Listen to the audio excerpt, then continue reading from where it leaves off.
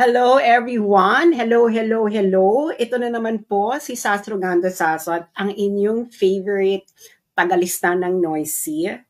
Ayan, meron na naman po tayong huhubadan na ipokrito dahil alam niyo naman po ang panahon ngayon, hindi ba? Naglalabasan ang mga nagtatago sa mga abaniko, ganyan, ganyan, ganyan. Pero bago ang lahat, paki-share lang po muna ang video na ito para po atin pong sabay-sabay na malantad sa publiko ang mga ipokrito ng bayan. Kakaiba ito. Kakaiba tong babaeng to, Diyos mio, Santissima Trinidad.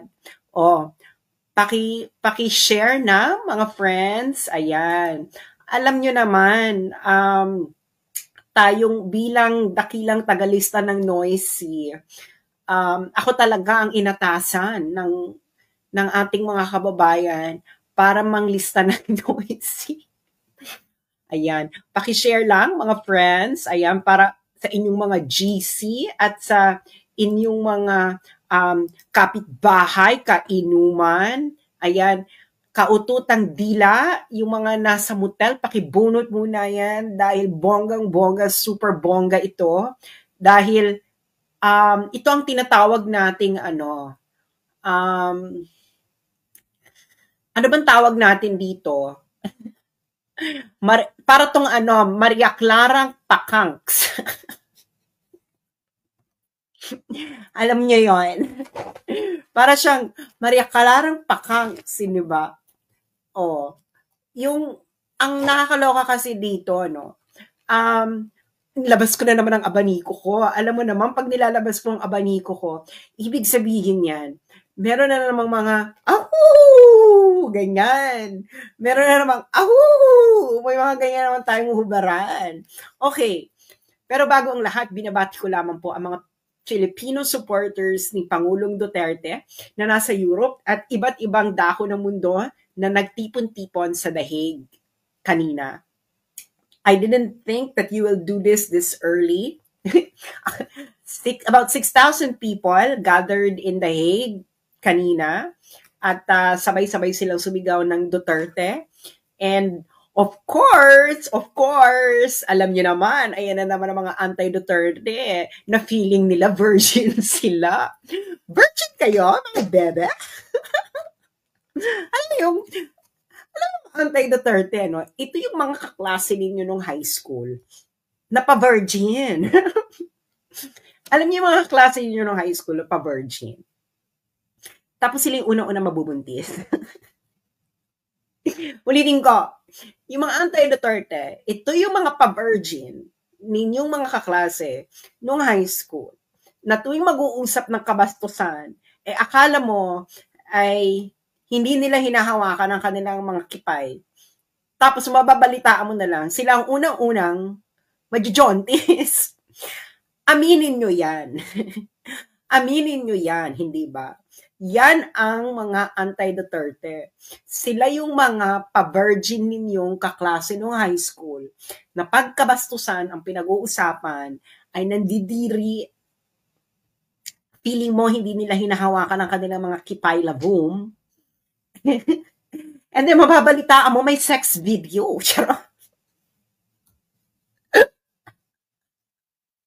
Hindi sex video, na wala pang nabuntis.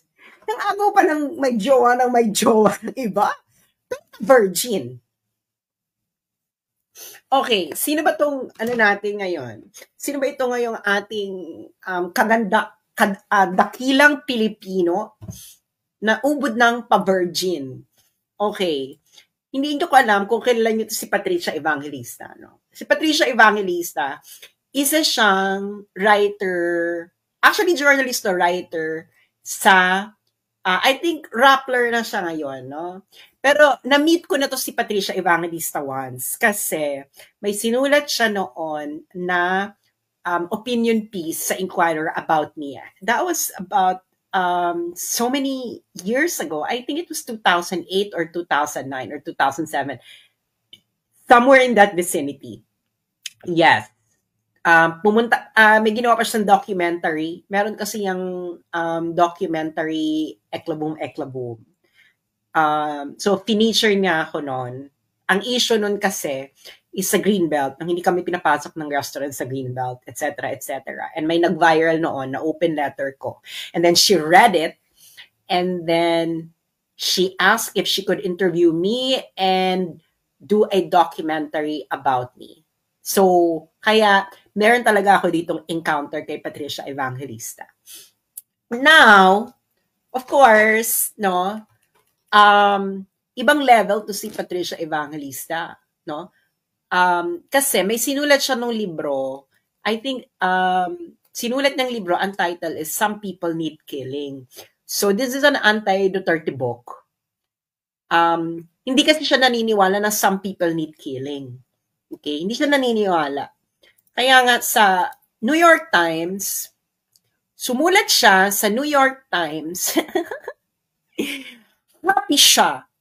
Happy si Patricia Evangelista na nagsulat siya ng article para sa The New York Times about the families of the dead who, after almost a decade, are still willing to tell their stories.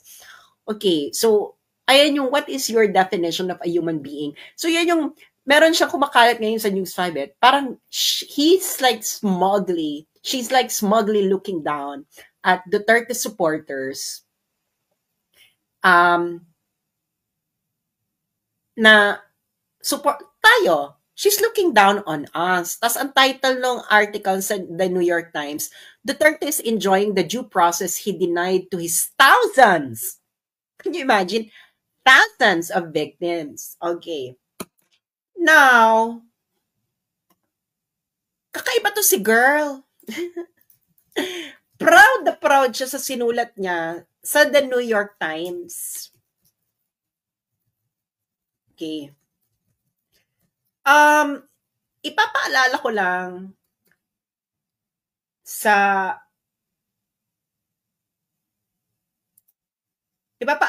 sa babaeng ito na bukod na pinagpala sa babaeng lahat na virgin, dakila, busilak, malinis ang konsensya, ayaw niya na hindi siya naniniwala sa people na some people deserve killing. Okay. Proud siya na nagsulat siya sa The New York Times. Okay. Ipapaalala ko lang sa taong bayan at dito sa babaeng bukod na pinagpala sa babaeng lahat na ang New York Times ang isa sa mga super na nag-advocate ng invasion ng Iraq noong 2003. Okay? Ayan, sinulat to ng Fairness and Accuracy in Reporting. Kita mo, March 22, 2023. 20 years later, New York Times still can't face its Iraq war shame. Hindi ba? So, ano bang ginawa kasi ng New York Times? Okay? Ayan kasi, kung ano nung pinagsusulat nila, sila ang nag-push ng pinaniwala nila ang publiko dyan sa weapons of mass destruction, sila nag-advocate ng gera. Okay? So, ayun ang nag-enjoy si Patricia Evangelista. Pero hindi siya naniniwala ng some people deserve killing. Pero, happy siya na nagsusulat doon sa The New York Times na isa sa mga nag-advocate na ibomba girl lalo ng Amerika ang Iraqi noong 2003 at ilan uli ang namatay doon, Patricia Evangelista? Girl, ilalabas ko na naman yung abaniko ko. Girl, balita ko, pa-virgin ka ng high school. Pero, wag po kayo magpapadala sa akin ng stars dahil hindi po yan nire-remit sa akin ng Meta. Okay. So, girl, pabalita ko pa-virgin. Pero, happy ka. na nagsusulit ko sa New York Times na nag-advocate na jombahin ang Iraq. Ilan uli ang namatay sa Iraq, mga friends? I think it's about 300,000 civilians, and they're not addicts, criminals, thieves, petty thieves, etc. They were civilians, babe. They were not threats to the security of everyday American people. Yet, the New York Times advocated for the bombing of Iraq. And here you are, happy that you wrote an article in the New York Times. Girl! So, kami dapat ang mahiya? Be, ang pinagkaiba natin, for more impact, ang pinagkaiba natin, Patricia Evangelista, kami, na Duterte supporters, at ikaw, nagpipiling ka na malinis. Isa ka sa mga pa-virgin nung high school. Diba? Nagpipiling ka na malinis ka, pero happy ka na nagsusulit ka ng article sa The New York Times na nag-advocate na jombahin na yan, jirahin na yang Iraq, na napakadaming namatay. At fake news yon na may WMD ang Iraq. Pero happy ka na nag-contribute ka ng article sa The New York Times. Hindi mo nakikita. Tumingin ka kami sa sarili mo, sa salamin, girl. Baka feeling mo sobrang virginal ka na hindi ka na tinutubuan ng na hindi ka na tinutubuan ng Kemerut sa Kemerut. Hindi ba? Okay. Eto pa, no? Siyempre, galit siya kay Duterte. Bakit siya galit kay Duterte? Babasahin ko yung interview niya. Okay? Alam mo naman ito si Patricia, no? Very ini-interview siya, ganyan, eksena. So, ito yung isa niyang interview. Okay. Saan ba niya itong interview? Interview niya to sa Democracy Paradox. Bagay na bagay. Dahil, ano ba to? Exhibit A? Patricia Evangelista Paradox? Okay. Sabi niya, for people like me, or just your ordinary Joes, who speak of democracy, I thought it meant freedom. I thought it meant a free press. I thought it meant that people would not die on the streets. Ano ka, girl? 5 years old? Be? Okay. So, galit siya kay, di ba? Pat Evangelista, welcome to the Democracy Paradox. Okay. So, kasi nga, phenomenal daw kasi yung book niya na Some People Need Killing, a memoir of murder in my country. Oh, syempre, yung mga puti, favorite nila yan, lalo na yung may mga woke. Yung mga woke sa Western countries. Pag may mga virginal na magsusulit ng mga ganyan, pupunta sa Western countries, galing third world, oh my God, ino-oppress ko. Favorite nila yan. Favorite nila yan. Kaya, nakahanap siya ng audience. Ibig sabihin ng audience, kaching! Di ba? Kaching! Oh, di ba? Kaching! Okay. So, ngayon, so, ang mga eksena niya, ganito siya. Well, because I'm a trauma reporter. Very woke. Di ba? Sabi niya, eto naman, di ba? Kasi, ang eksena niya, okay, impyerno siya kay Duterte. Di ba? Impyerno siya. Sabi niya, I would clarify the phrasing of that. Duterte will not call this murder. He would say, these are legal deaths. So, when it's police killing, They would say these deaths are a result of legitimate police operation, meaning an addict, a dealer, a criminal pulled out a gun, and therefore the police had no other choice. But this is the language of the police report, to be forced to retaliate, or if someone who is killed on the street, shot in a drive-by, or salvaged in the language of my people, he would say we had nothing to do with it. That's them killing themselves, killing each other as retaliation for some petty drug crime or whatnot. So he says there's no need for you to murder anyone. You can unalive them legally because an addict is always off his head. An addict is always armed, and because an addict is always armed, an addict will fight back. Therefore, all addicts fight back. Therefore, all addicts can be legally killed. That's so weird. Di ba? Gets, ganyan na mga mga pa-virgin. Di ba? So, enjoy naman yung mga puti. Dahil nga nakakita na naman sila ng pwede nilang isalba sa mundo, lalo na yung mga woke. Di ba? Anyway, blah, blah, blah, blah, blah. Ganyan. Cut the story short, hindi naniniwala si Patricia Evangelista na some people need killing. Hindi siya naniniwala dyan. That's the title of her book. Okay, hindi siya naniniwala. So ayan ang, so it gets funny. Sabi niya, it gets funny. And then more people die. So some people need killing. When I heard from the Villagente, there was a shock of recognition. When I heard the line, in that I thought that it is the bluntest way I've ever heard it put, and the clearest way that people think exactly never say it aloud. So over the world, we ask that question. Do some people need killing? Okay, let me emphasize that for more impact. Okay.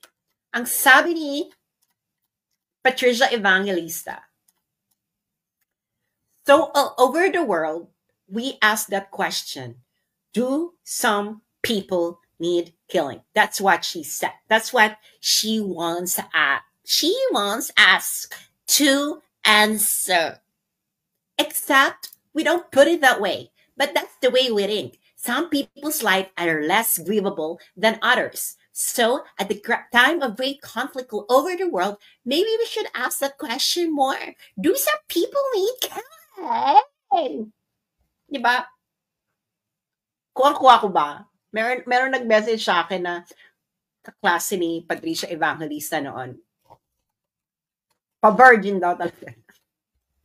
Anyway, so, okay, let's ask that question, Patricia. Let's follow your advice. Let's ask that question. What is the question? Do some people need killing? Okay. Actually, we're also wondering. I'm actually wondering. We are all wondering, Patricia. Because in 2023,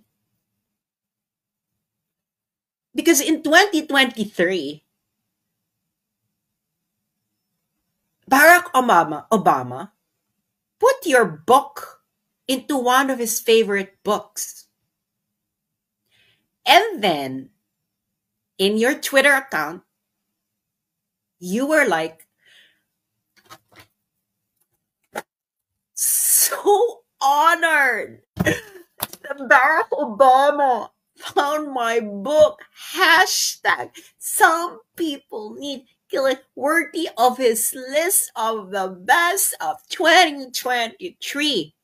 Humbled to be in the company of these outstanding authors and works. Thank you so much. You were honored that Barack Obama put your book, which has the title Some People Need Killing, on his book list. Girl.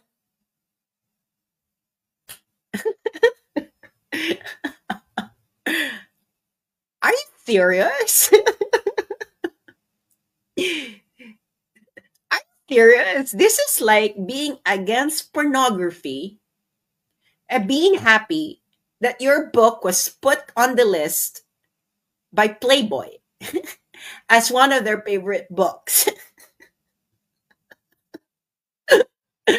or by or being fit or it's like being against pornography and then being happy that Pornhub is putting you on their favorite books of the year.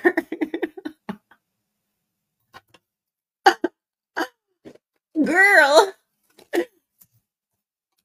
maybe the kaching kaching kaching money that you got from your very very virginal book made you forget who Obama is. So let me count the ways. Okay. Let me count the ways. Okay. So, saan ba to? Okay. Oh, from Harvard Political Review.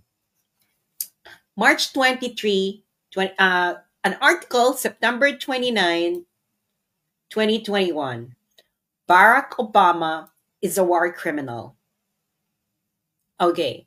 So, so you're happy that your book is being endorsed by a war criminal? Girl, are you serious? Okay. So, let's count the ways. Okay. President Obama is not a pioneer of the illegal and offensive wars that the United States has engaged in during the last 20 years. Even still, he is an expansionist, reflected clearly in the development of his drone program. During his presidency, Obama approved the use of 600 drone strike that killed approximately 3,797 people. In fact, Obama authorized 15 drone strike alone in Pakistan during his first year in office. One of the first CIA drone strikes under Obama was at a funeral, murdering as many as 41 Pakistani civilians. The following year, Obama led 128 CIA drone strikes in Pakistan that killed at least 89 civilians. Just 2 years into his presidency, it was clear that the hope that President Obama offered during his 2008 campaign could not escape U.S. imperialism. So, let's continue, Patricia. The drone operation extended to Somalia and Yemen in 2010 and 2011, resulting in more destructive results. Under the belief they were targeting Al Qaeda, President Obama's first strike on Yemen killed 55 people, including 21 children. Patricia, your idol, who endorsed Patricia, Evangelista. Patricia, Evangelista. Yung idol mo na in-endorse yung book mo na may title na Some People Need Killing, actually unalived people attending a funeral, murdering 41 Pakistani civilians. Pakistani again, 89 civilians. In Somalia and Yemen, 2010 and 11, 55 people in Yemen, 21 children, 10 of which were under the age of 5. Additionally, 12 women, 5 of them pregnant, were also amongst those who were murdered by your idol, Obama, who endorsed your book. Some people need. Oh, what did the Harvard Political Review say? These blundered acts of murder by not only President Obama but the US government are morally reprehensible. Okay, now let's continue. Let's continue, Patricia, what your idol did. In 2014, Obama began removing troops currently deployed in the country, in Afghanistan. However, instead of this action by the president being one in pursuit of peace and stability in the region, it only acted as an opportunity to drastically increase air warfare. Afghanistan had war rained upon them by US bombardment, with the administration viciously dropping 1,337 weapons on Afghanistan in 2016.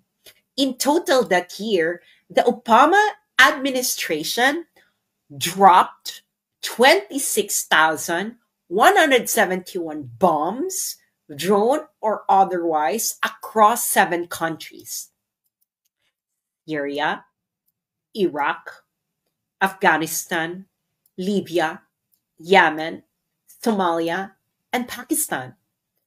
The US, in cooperation with its allies, including the Afghan government. Wait a second, Patricia. What is this word? What is this word, Patricia? Patricia girl, what is this word? Oh, wait. In his recent self-aggrandizing memoir, A Promised Land, Obama defends his drone program through a messiah complex. I wanted somehow to save them. And yet the world they were a part of and the machinery I commanded more often had me killing them instead.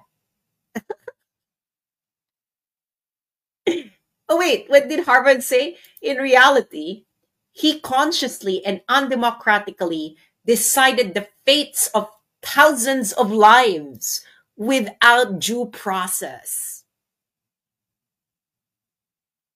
And yet, Patricia Evangelista, you are happy that Obama is endorsing your book. Let's show that again for more for to show how perversional high school perversional this girl is. So honored that Barack Obama found my book worthy of his list. I guess we all know now why Barack Obama found your book worthy of his list, Patricia Evangelista. Because your idol clearly believes your title and you didn't even realize it.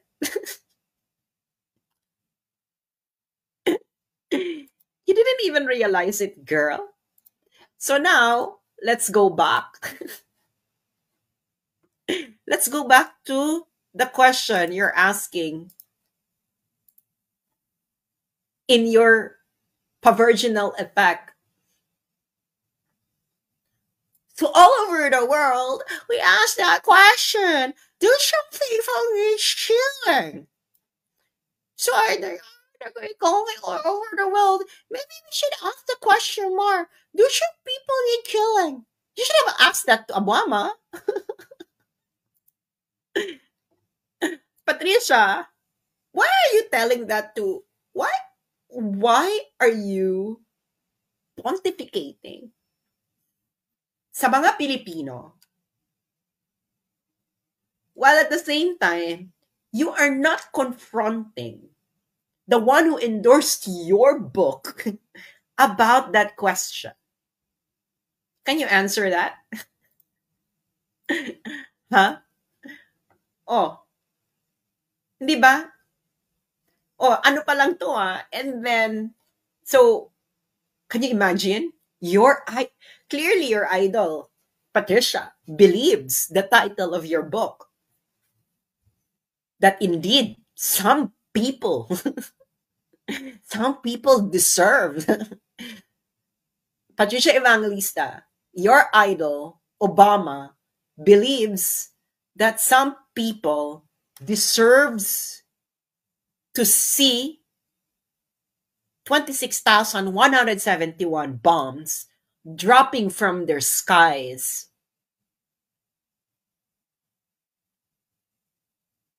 Diba?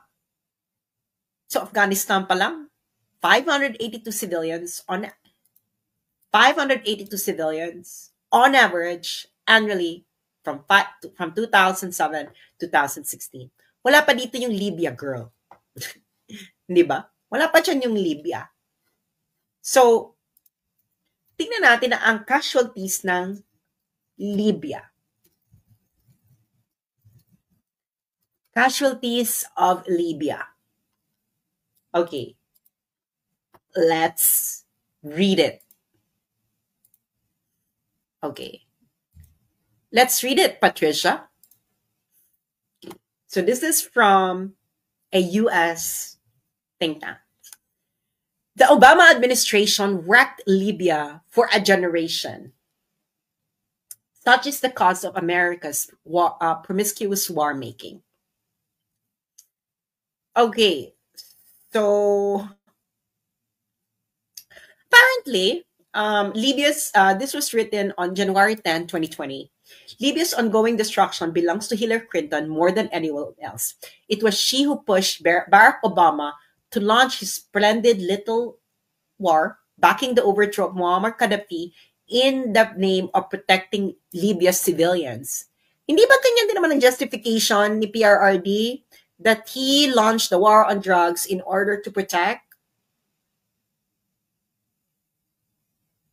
possible victims of drug pushers and drug addicts? Or does that logic acceptable to you, Patricia Evangelista, kung AFAM ang magsasalita? Pero pag Pilipino, hindi acceptable sa'yo. Ang mga Pilipino talaga mahilig sa AFAM. No? Mahilig talaga kayong mga Pilipino sa mga AFAM. AFAM. So, ilan ang casualties ng Libya War? Okay. Hanapin natin. Ito. Mahanap na natin. Ilan ang casualties ng Libya War? Okay.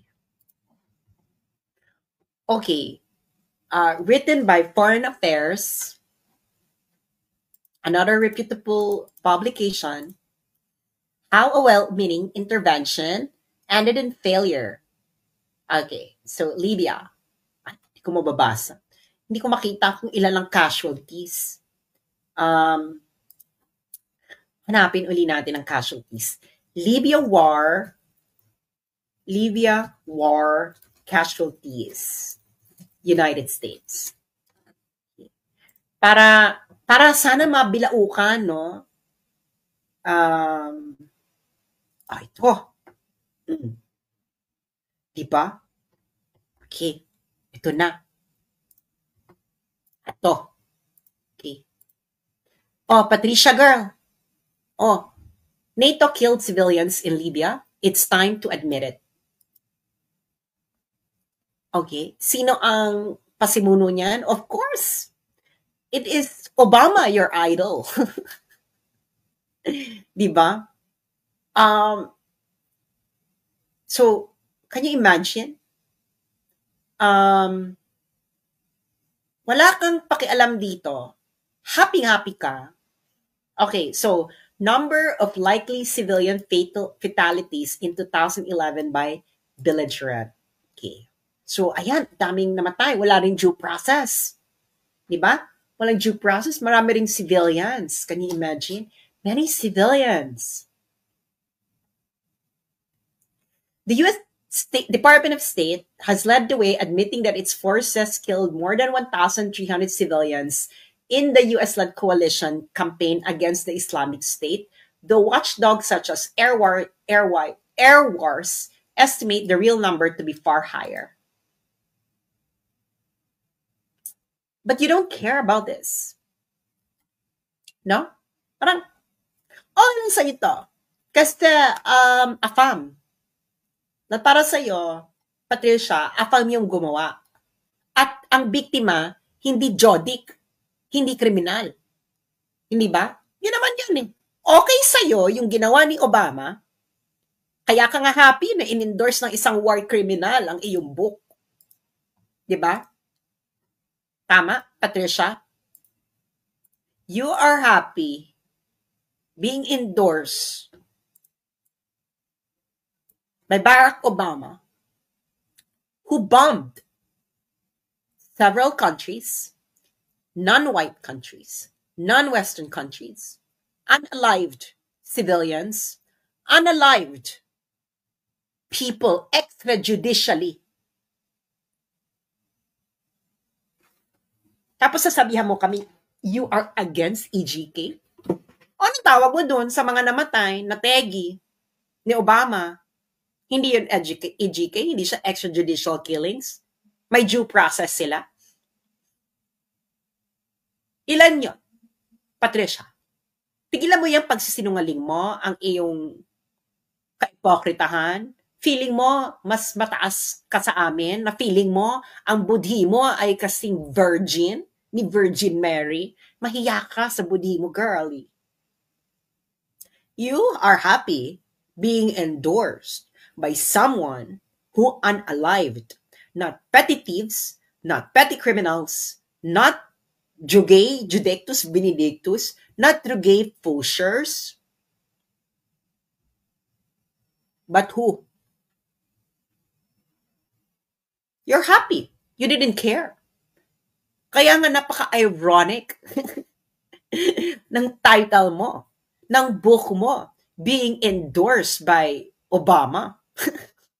And what's equally strange and bizarre and hypocritical and whatnot is you're honored being endorsed by a murderer, while at the same time, you look down on the 30 supporters who you think are supporting a murderer. The only difference between you and I, between you and us, is that you are supporting a murderer that has a better PR machine that could justify the unaliving of people without due process. Di ba mahilig kayo dyan? Due process, due process. So, nasan yung due process, Patricia? Sa mga nategi ni Obama sa ibang bansa. Justify. Or, you don't care about justifying it because kumita ka na eh. Baby, anong pakialam mo? Kumita ka na, girl. Kumita ka na. Marami ka nang naimpok na pera. Kasi, syempre, pag kinwestiyon mo si Obama, paano nga naman ang kaching-kaching-kaching? Hindi ba? Syempre, i-accept mo na lang na honored ka na na-endorse ka ng isa ring mamamatay tao. Pero pero it's okay. Di ba? Pero it's okay for you.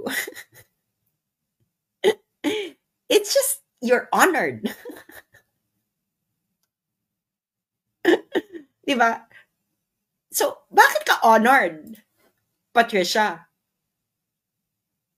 Na ine-endorse ka na tumegi ng mga civilians sa ibang, hindi pa sa Amerika, sa ibang bansa pa, sa ibang bansa pa. Bakit? Why are you honored? Ano ba? So, nagbobolahan tayo, girl. Isa ka na namang woke na plastic. Di ba? Tama? O, ano na, girl? Can someone justify why Patricia Evangelista is honored to be endorsed by someone who bombed non-Western countries, leading to the deaths of civilians, people without due process, while at the same time, this girl looks down on Duterte supporters for supporting Duterte.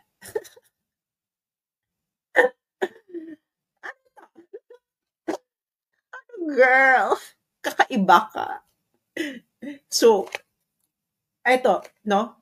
Yung mga magulang dito, papanood nyo to sa mga anak ninyo na uma-idol dito kay Patricia Evangelista. At tanungin ninyo yung anak ninyo. I-reconcile nila ito. Ha? Pa-reconcile ninyo. Dapat magkaroon ng essay writing contest sa mga kakampings. Why is it correct to be honored by Obama, who dropped bombs? Not just one bomb. 26,171 bombs, drone or otherwise, across 7 countries: Syria, Iraq, Afghanistan, Libya, Yemen, Somalia, and Pakistan, and of course, led to the deaths of people without due process, while at the same time, Patricia Evangelista is telling us that we are wrong, morally wrong, to support Duterte. Girl, pag ma-reconcile mo yan, girl, hahanga kami sa'yo. Pero kung hindi mo masasagot yan, I'm pretty sure hindi mo masasagot yan dahil hindi ko alam kung anong klaseng pagbagale-balentong ang gagawin mo. Well, huwag mo na sagutin. Alam naman namin dahil pag sinagot mo yan, sayang ang kaching. Di ba?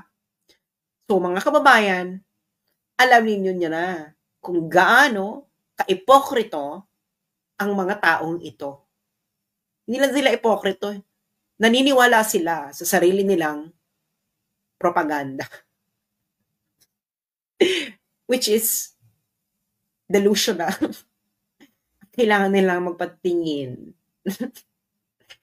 sa albularyo. Hindi ba?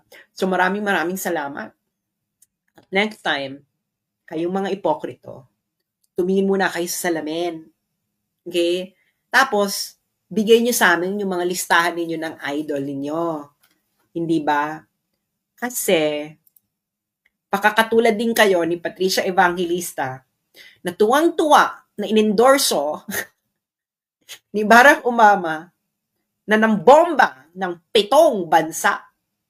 26,171 bombs dropped in 7 countries that led to the deaths of non-Western people without due process. So, magnilay-nilay na kayo. Baka katulad din kayo ni Patricia Evangelista na sa sobrang kaipokrituhan, hindi niya na alam kung ano ang amoy ng kanyang sariling mabahong hininga na nagdudulot na siya'y magsalita ng isang basurang moralidad na walang tamang pundasyon dahil siya mismo pumupuri at handang-handang tanggapin ang papuri ng isang mamamatay tao din. Maraming salamat po at patuloy po tayong maghuhubad ng mga woke na ipokrito, walang self-reflection at mahilig na i-down ang mga tao na sila mismo ay ganun din ang ginagawa, mas malala pa. Maraming salamat po. Magandang umaga. Paki-share po ito at sa mga mamayang gigising sa umaga, magandang umaga sa inyo. Happy work, happy Monday, and yun lamang po at tigilan na po natin ang kaipokritohan dahil huhubadan po namin kayo unti-unti. Maraming salamat.